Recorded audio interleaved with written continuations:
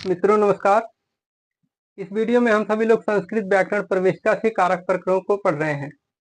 यह कारक प्रकरण का दूसरा भाग है। इसके पहले प्रथम भाग में पढ़ चुके हैं प्रथमा विभक्ति को, प्रातिपदिकार्थ लिंग परिमाण वचन मात्रे प्रथमा, जिसमें से पढ़े हैं प्रातिपदिक किसे कहते हैं, कौन कौन से प्रातिपदिक के उदाहरण है, परिमाण मात्र में कौन सी विभक्ति होती है, वचन मात्र में कौन सी विभक्ति होती है तथा लिंग मात्र में कौन सी विभक्ति होती है।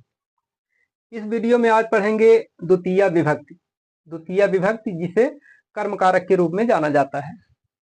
तो आइए द्वितीया विभक्ति का प्रथम सूत्र देखते हैं। इसमें लिखा गया है, पहला सूत्र है कर्तुरीप्सि तत्मम कर्म। कर्तुरीप्सि तत्मम कर्म, यह संज्ञा सूत्र है। क्यों संज्ञा सूत्र है? क्योंकि यह कर्म संज्ञा करता है। इसको अलग अलग करके देखेंगे तो हो जाएगा कर्तुः,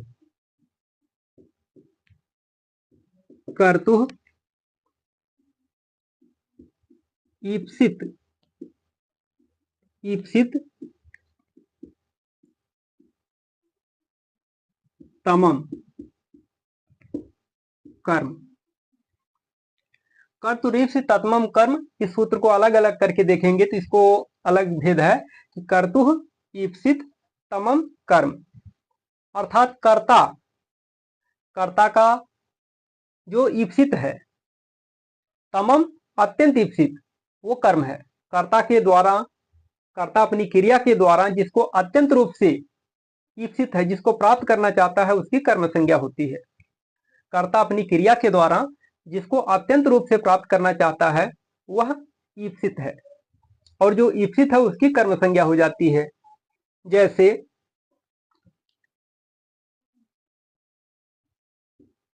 सह मासेषु अश्वम वधनाति, सह मासेषु अश्वम वधनाति, सह मासेषु अश्वम वधनाति, वह उड़द के खेत में, वह उड़द के खेत में घोड़े को बांधता है, वह उड़द के खेत में घोड़े को बांधता है। अब यहां पर कर्ता वह है, बांधता है, बांधना क्रिया है।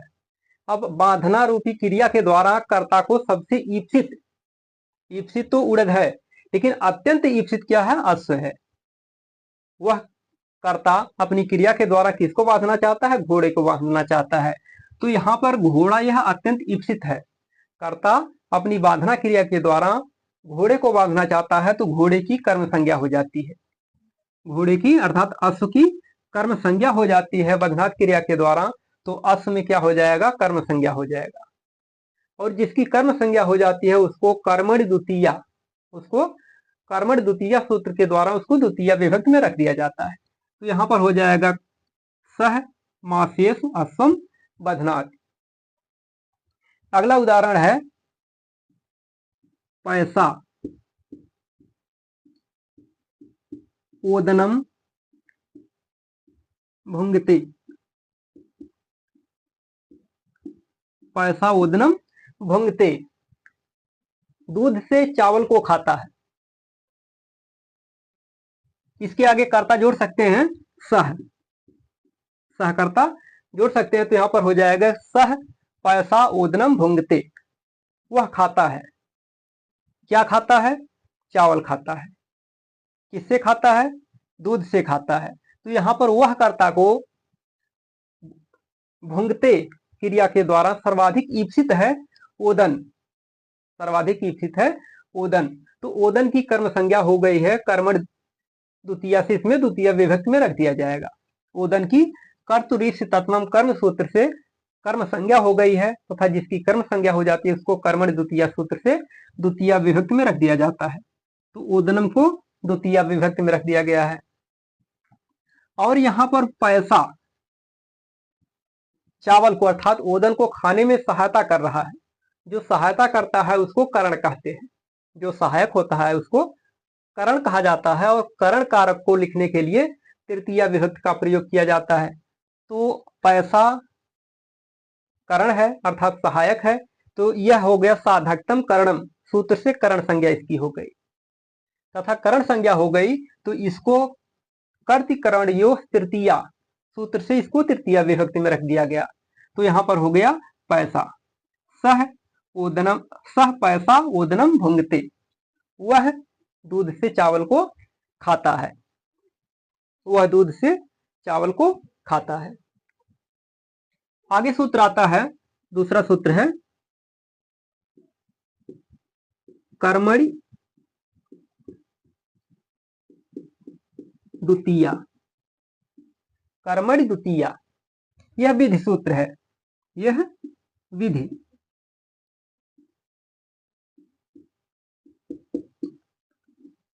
कर्मणि द्वितीया कैसा सूत्र है? विधि सूत्र है। यह जिसकी कर्म संज्ञा होती है उसको द्वितीय विभक्ति में रखता है। यह जिसकी कर्म संज्ञा होती है उसको द्वितीय विभक्ति में रख दिया जाता है। इसमें भी कहा गया है कि उक्त कर्म तथा अनुक्त कर्म, एक सूत्र है इसमें अनभिहिते,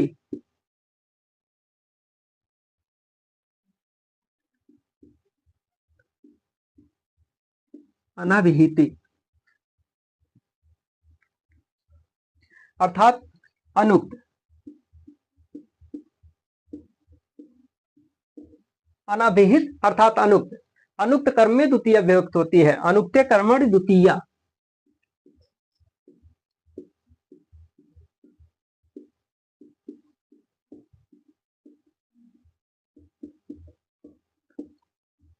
अनुक्ते कर्मणि द्वितीया, अनुक्त कर्म में कौन सी विभक्ति होती है? द्वितीय विभक्ति होती है। जैसे भक्त है,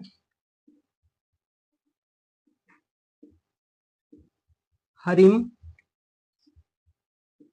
भजत, भक्त है हरिम भजत। अनुक्ते कर्मणि द्वितीया, अनुक्त कर्म में द्वितीय विभक्ति होती है। भक्त है हरिम भजत। अब यहां पर भजत क्रिया के द्वारा, भजत क्रिया के द्वारा हरि को भजा जा रहा है। तो यहां पर भजत यह है लट लकार तिप अर्थ में प्रयुक्त हुआ है। तो यहां पर तिप अर्थ में प्रयुक्त होने के कारण यह कर्ता अनुक्त हो गया है। इसका जो कर्म है, इसका कर्म क्या है? अनुक्त हो गया है। हरि अनुक्त कर्म है।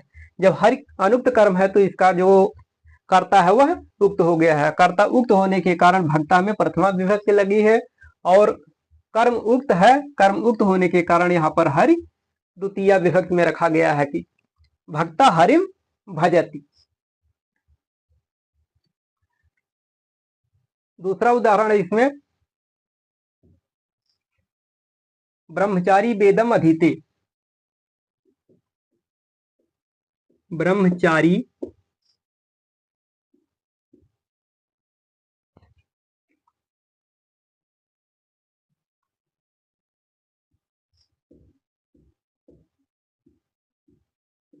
ब्रह्मचारी वेदम अधीते, ब्रह्मचारी वेदम अधीते। अब यहां पर भी ब्रह्मचारी वेदम अधीते, तो यहां पर कर्म अनुक्त है। अनुक्ते कर्मणि द्वितीया से इसमें भी वेदम में द्वितीय विभक्त हो गई, वेदम में द्वितीय विभक्त हो गई है तथा ब्रह्मचारी में प्रथमा विभक्त हुई है। ब्रह्मचारी यहाँ पर उक्त कर्ता है, उक्त कर्ता में प्रथमा विभक्त होती है तथा अनुक्त कर्म में द्वितीय विभक्त होती है। आगे आता है कि उक्त कर्म, उक्त कर्म। अब कहां पर कर्ता कर्म उक्त होता है और कहां पर कर्म अनुक्त होता है? कर्म कहां पर उक्त होता है तथा कर्म कहां पर अनुक्त होता है? तो कर्म उक्त होता है, कर्म उक्त 5 प्रकार से होता है। कर्म उक्त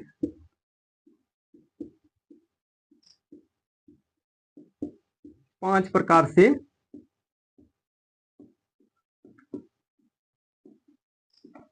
कर्म उक्त 5 प्रकार से होता है।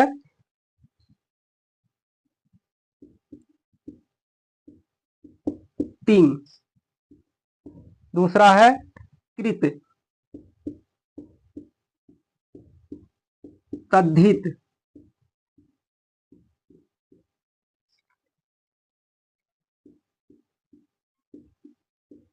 समास, निपात।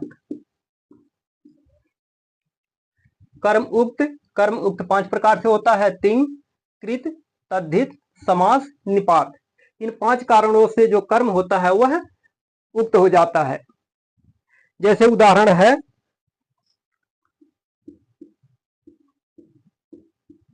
लक्ष्म्याः हरिः